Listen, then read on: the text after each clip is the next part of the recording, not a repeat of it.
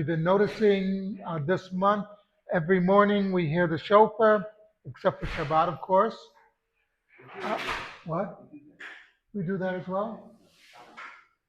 Okay, well, David says, because he has short pants and ugly legs, but that's a separate issue.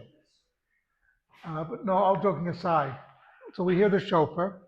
One of the interesting things is how much Jews are into these customs to make tshuva.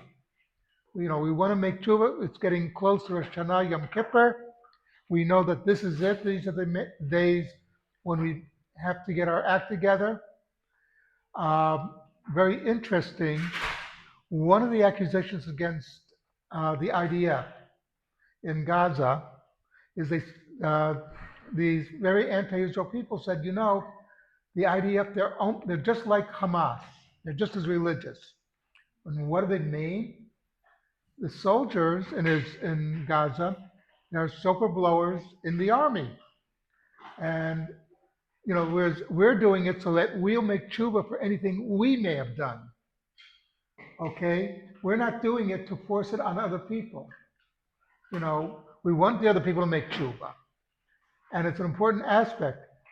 But we're doing it for ourselves. It takes me back to the Yom Kippur War. As many of you know, I was a soldier then on the Egyptian front.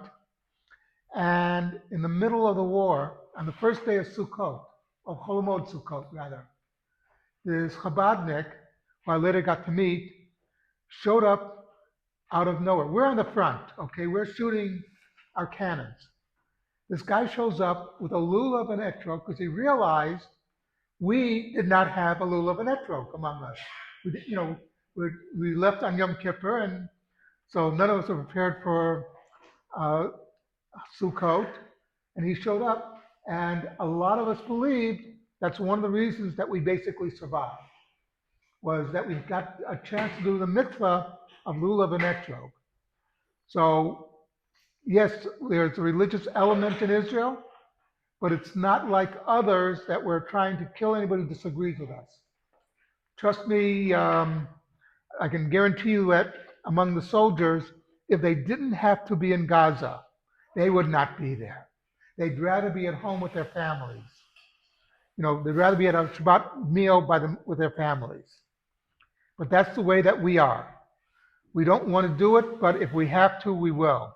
But at the same time, we don't forget that as God's people, as God's chosen nation, we have to set an example.